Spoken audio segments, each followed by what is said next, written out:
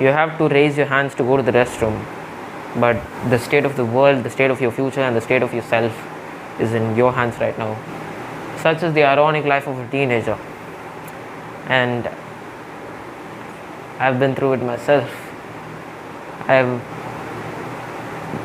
been in the journey of what's called self-improvement, what you could call self-improvement, and here's how it's treated me.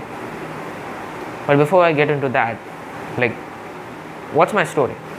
Why did I do it in the first place? Well, let's go back to the lockdown. In the lockdown did not treat me well. I kind of was not in a really good mental state, because imagine this: just before hitting puberty, teenager in the lockdown, what do you think he's gonna do? The school has been cut off, the social connections have been cut off. Social connections means before you hit puberty, you don't really make any close friends, and the friends that you make even after hitting puberty, they won't really, you will outgrow them as you go on to the journey of trying to improve yourself. So alone, stuck in the house with family, no friends, no nothing. What happens to me? Spending the day fully stimulating myself. Thankfully I wasn't introduced to porn yet, but I was still masturbating. Not that much, once or twice a day. That did not lead to good stuff. Let me tell you, because it's one of the biggest regrets I have, being the person I am today. And then how did I spend a year of my time, just a pure year of my time? How did I spend it? I spent it completely down the drain, and then my mental health started faltering. I went into a certain level of depression, a certain level of compulsiveness, making me want to do things that I did not want to do. I don't want to get too specific into the details, but I remember a time at the starting of it that I just got a thought that, wait a minute, if I just kill myself, it would all be over, wouldn't it? But then just 1.5 seconds later, common sense kicked in, and I shut my mouth. I shut my brain up. So that was a few months of not very good, after which I hit puberty. I went to the school life. At that time, a lot of things that we shared would be common. I wanted women, I wanted social popularity, I wanted to be capable, to be competent. I want people around me to want to hang out with me, to find me attractive. I wanted to be that kind of a man that has people's respect, that is capable, that that feeling that I desired that, because I was super dissatisfied that I wasn't that. And in that time I felt quite lonely, because I felt that the friends that I had made, they weren't interested in me. They didn't care about me as much as I cared about them, and my riz was basically not that good. I couldn't pull bitches. I had a crush on 2 people. One of them I didn't even have the guts to ask out, and the second one of them I got rejected. But then after that, a few of stuff started to happen. Because what happens when you are dissatisfied with your life, when you don't like your life at all, when in the way that it is, do you go out starting to change it? Do you go out and trying to make progress and change it? That's not really what I did. What I did was, I was watching content on how to improve it. Isn't that how everyone starts? You take the path of least resistance that leads to the undissatisfaction of your life. And the path of least resistance was listening to podcasts, long videos and shit while I was jerking myself off to sleep. 1 second. Is it good? I hope it's good enough. The sun is setting, bro. Don't mind me. And as I was watching content, I actually started listening more and more to the content. And I stumbled upon on Spotify. This was all happening on Spotify. And kind of information. Later, I also discovered audio porn on Spotify. So that was the thing. In Spotify, I was listening to podcasts. Not really podcasts. I'm like how to communicate better, how to be charismatic. Because a lot of things that I was facing, it was loneliness. It was kind of like insecure. Not that I'm not really that good enough because people aren't interested in me. That shit. That was the stuff I was facing. And I also wanted to be with the general. I was craving social validation. I was craving being competent, being capable, being that person, and the social validation that comes with it. So that was the type of content I was watching. Eventually stumbled upon like Hamza Ahmed's content, and I don't know when it really started, because and then Hamza, that was just basically listening to it, and I was going to sleep, listening to Hamza talking about how to look better, how to like look smacks and shit when I was going to sleep. And in that point of my life,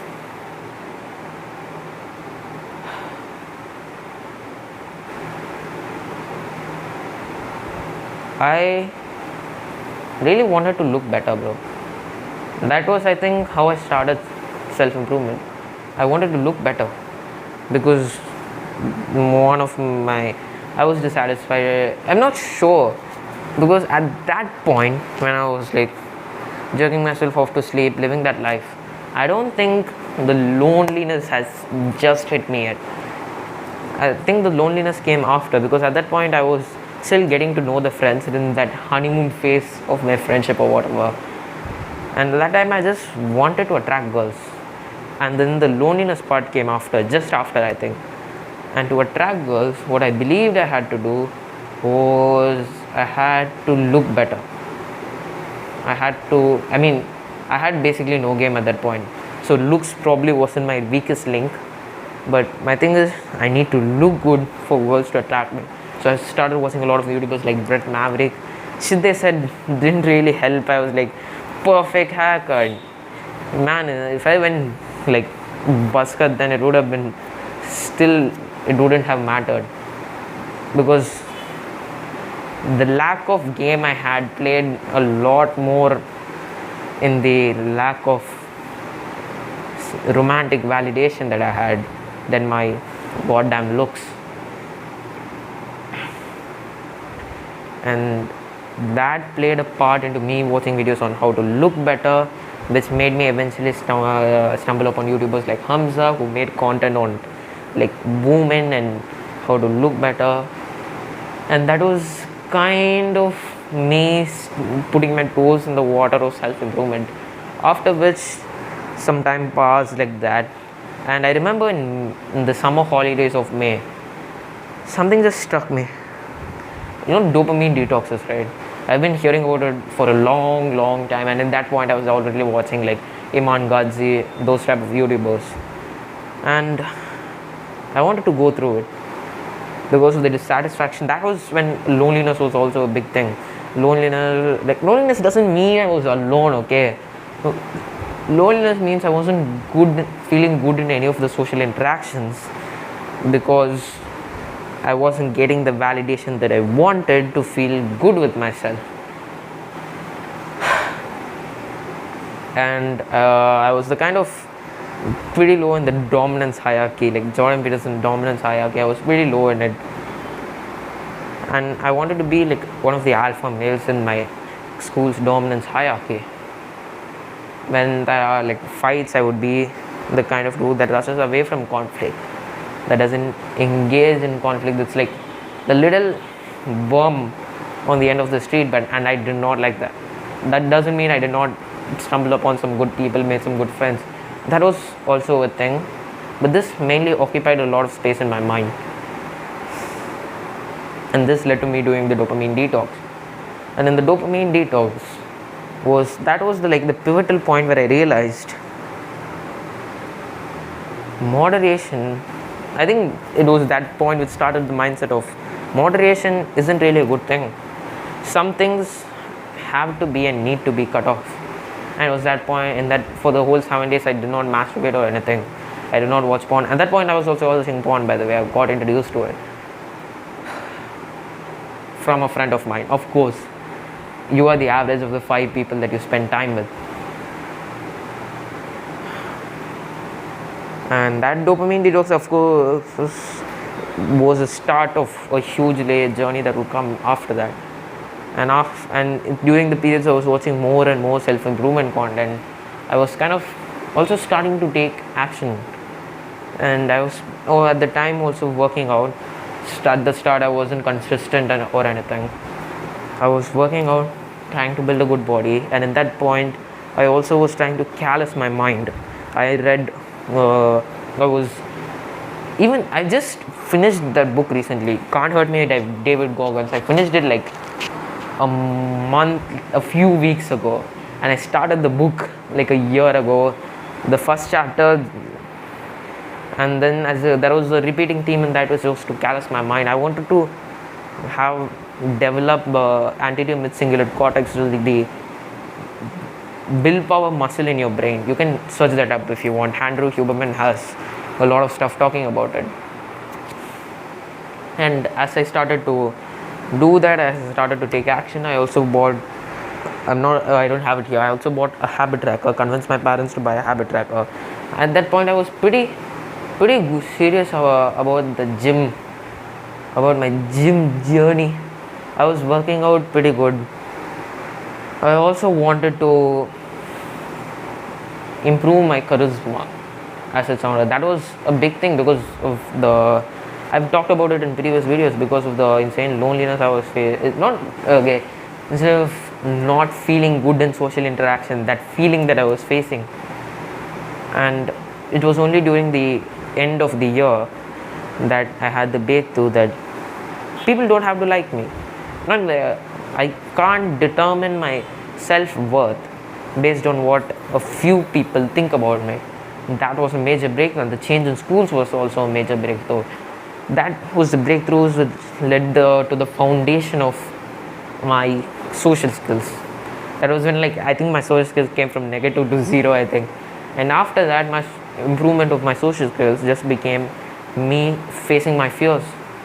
Because even at this point, I still want to improve it. I still want to be a more socially skillful person. And I'm constantly trying to overcome my fears. And it's when you realize how the fears that you have, when you're in the game long enough, how the fears that you have are stopping you from being the person that you want to be in your everyday social interaction, but from upholding your values, from doing what you want to do. If you see how your fears, your nerves are constantly preventing you from being that person, it's a lot more of a thorn in your ass when you were able to notice that. And I noticed that. I spent a lot of time going out, talking to, practicing my social skills, going out into the street with my cycle. I still do that, and facing my fears, fear of rejection. I started doing social anxiety challenges, social anxiety tasks as practice, and I still do a little bit of that today. Today I do this 2 times a week. I probably, after finish filming this video, I'll take my cycle and do some practice for social skills, because I want to face those fears. I want to become a more confident, more outgoing person, and that comes from facing your fears. Because if you want to overcome your fears that you encounter during social interactions, you should be experiencing and facing and overcoming those fears in every single part of your life, especially the part of the life which invokes that fear the most, because that is probably, if you're the authenticity and the confidence that you can have in your house, how much can you tell the truth about yourself without hiding under a fake front? If you're a child, if you're like a teenager like me, how much you can do that with the people in your house will impact how much you can do that with other people. Because for me, what is the worst thing that can happen in a social interaction? What is the absolute worst thing? That the shit that I do ends up to my family. That's the absolute worst scenario that can happen in whatever like stupid social anxiety challenge that I do. So I also have to face some of my fears with my family.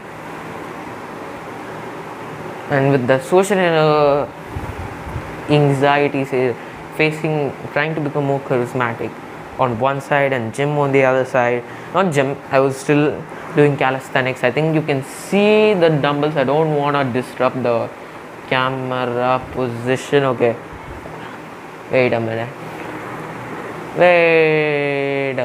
Yeah, you can't see it. I'll show it to you later, don't worry.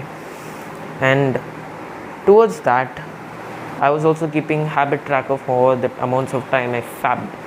And because my family will see my habit tracker, the amount of the fapping thing, I just kept it as I named it as water. I kept it as water, and then I first started with the digital habit tracker before I asked my parents to buy me an actual physical one. At that time, I also, as you see, the self-improvement habits, I put willpower into going out and building these habits. I started reading, I started meditating, I was working out, I was doing all this shit. But I've always wanted to start a YouTube channel, but I never really got to it. And I never felt like I had the time for it, because I was like reading an hour of, if it's a holiday, I was reading an hour and a half, and then I was meditating for like half an hour, which are good habits. But then these are good habits which should take less priority than the work that you want to do. And the work that I wanted to do was start a YouTube channel. That was I could have imagined this. What if I started a YouTube channel when I was okay, let me get this clear. I already have a public YouTube channel where I actually show my face, and in the lockdown I posted YouTube shorts on it, trying to make skits and YouTube shorts, all that stuff. What if when I started my journey of self-improvement, I started this anonymous channel and posted videos on it? See, the reason that I really want to start a self-improvement YouTube channel is I didn't want to talk about the shit that I tried to improve myself from. I didn't want to talk about that in a place where my friends and family can see it. And starting an anonymous channel, it was this thing, kind of barrier thing. How am I really going to do it? And I only got the courage and the empowerment to do it after I kind of got my own laptop. Not really got my own laptop, after I got a hold of my dad's laptop, and I was able to use it. My dad also uses it till now. And in that process, in the beginning of puberty, I also got this phone, by the way. The phone that I'm using to film this right now, my parents finally gave it to me. And my dad gave it to me, and I didn't even ask for it. I mean, they did end up password protecting it, after some time they believed that I learned control. This was still before I started taking self-improvement seriously. They took away the password on my phone, and it is what it is now. Now there is a password on my phone. I know the password and my family knows the password, but they have the trust in me to not go through my phone's stuff, which is a big thing, which is a remarkable thing from where I come from. You can see the color of my skin. So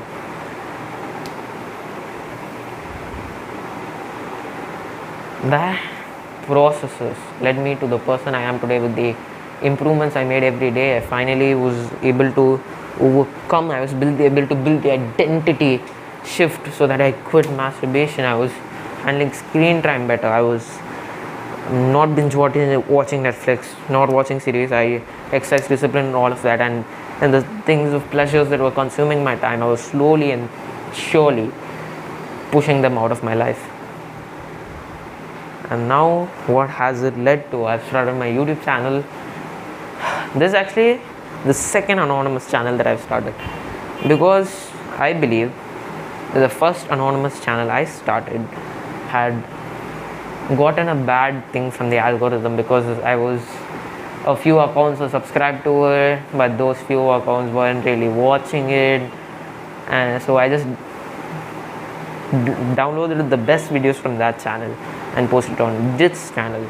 Okay, comment down below if you want me to upload the shitty old videos from my old channel. I mean, I'll probably say that about the videos I'm posting right now in some time in the future because I would have improved that much, hopefully. Now I'm trying to face these fears. I'm trying to work on this YouTube channel. I'm working my body in the gym to slowly become the kind of man that I want. And I also, the thing about facing my fears was like, I want to do that. I also want to uphold the values that I want. I want to be able to set boundaries. I want to assert myself. I want to be confident. That's what confidence means. Confidence, authenticity is that being fearless. That's a certain respect that you get from others, and even that doesn't matter. The certain respect that you get from yourself when you don't have, when you are able to overcome the fear that you have stopping you from being the person and doing the stuff that you want to do. And I just able to gain more respect myself. My self-worth has increased a lot with all of the work that I've done. And with the shift of schools, that was even more goddamn remarkable.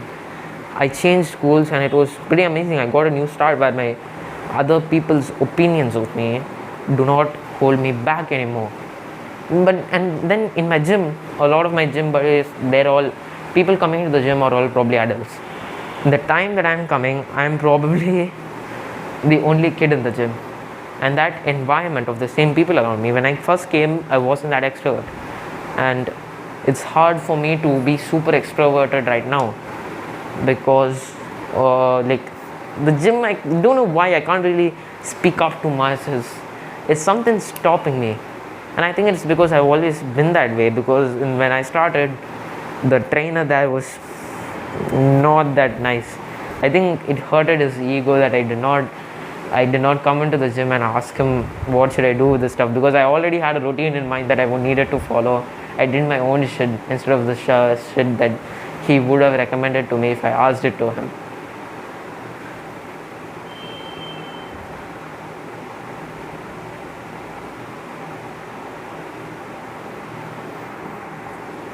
Once again, let me drink a sip of water.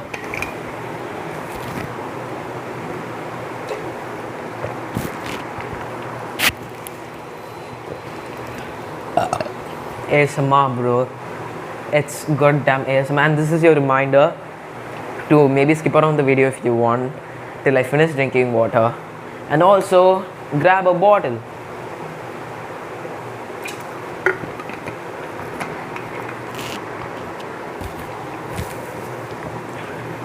This is one of the first videos that I'm doing where it's like no cuts, no takes, just honest, down to earth, fucking talking.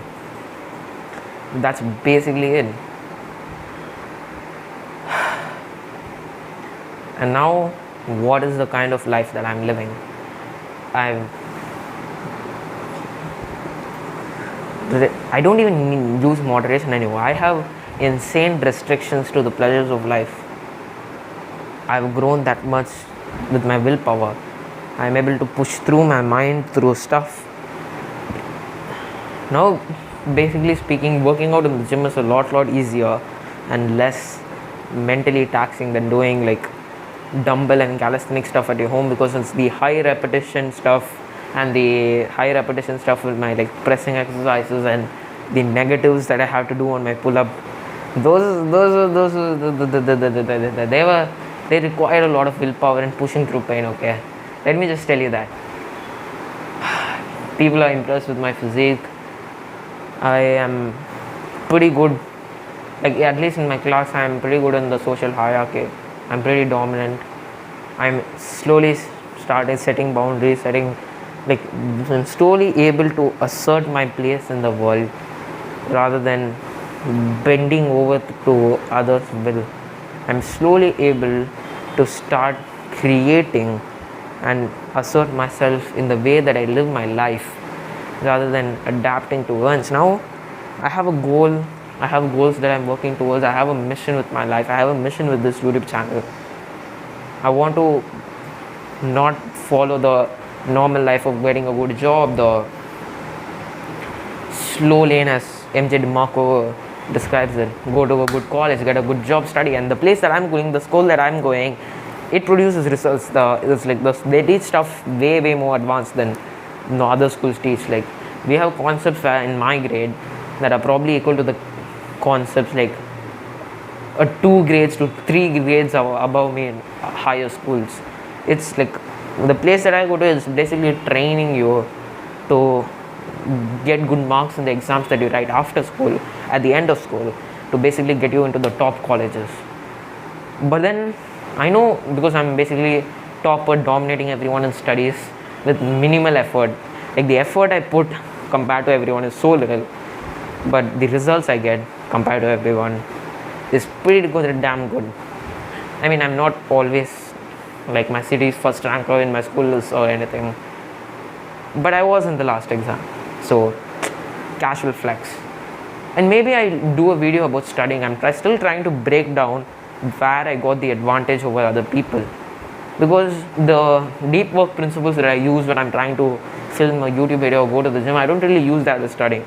After I'm exhausted with all of this, I go down and sit to study, trying to spend as minimal time as possible on it. So I'm still trying to break down and criticize what makes me better at studying than the other people my age.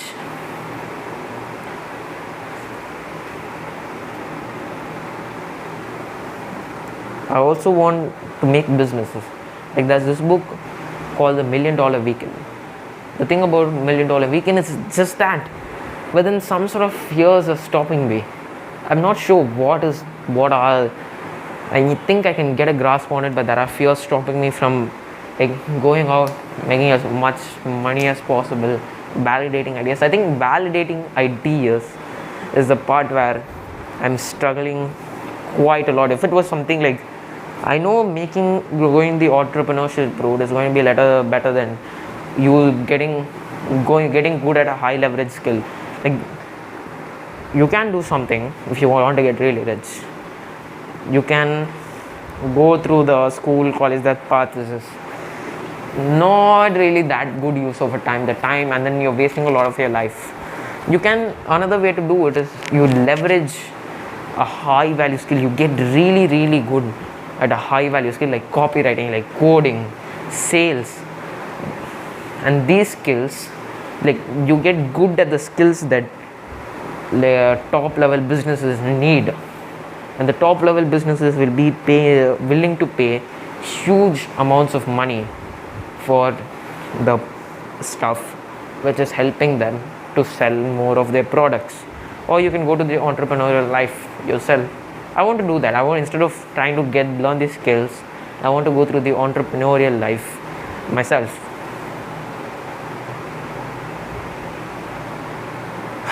And that is something which is still in the back of my mind, and I'm also going to make my day entirely a lot more efficient than what it is right now, because it feels sometimes, if you're on self-improvement, you would have noticed it. If you're not, it's so bad that you don't even notice it.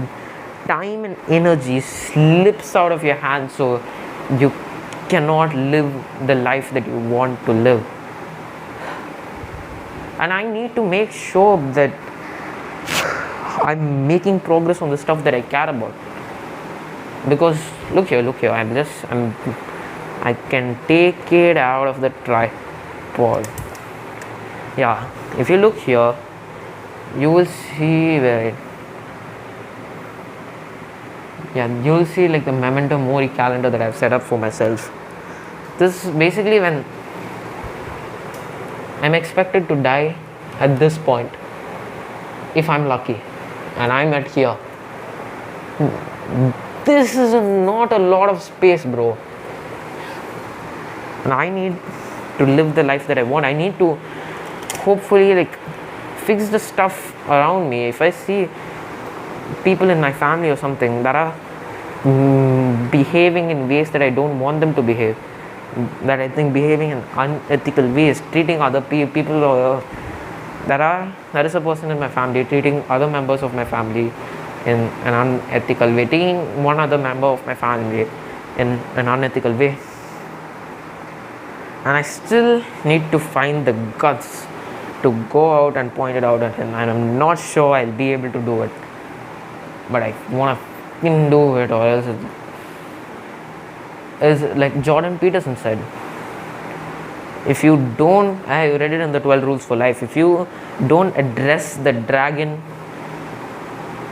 under the monster under the carpet, if you choose not to look at it, it's gonna get bigger, it's gonna get worse until you address it, after which it becomes small. But the thing is, the worse it gets, the harder it is to address and the harder it is to face. The monster that you choose to avoid is going to become bigger because you are avoiding it. That's my life, everybody. I'm rooting.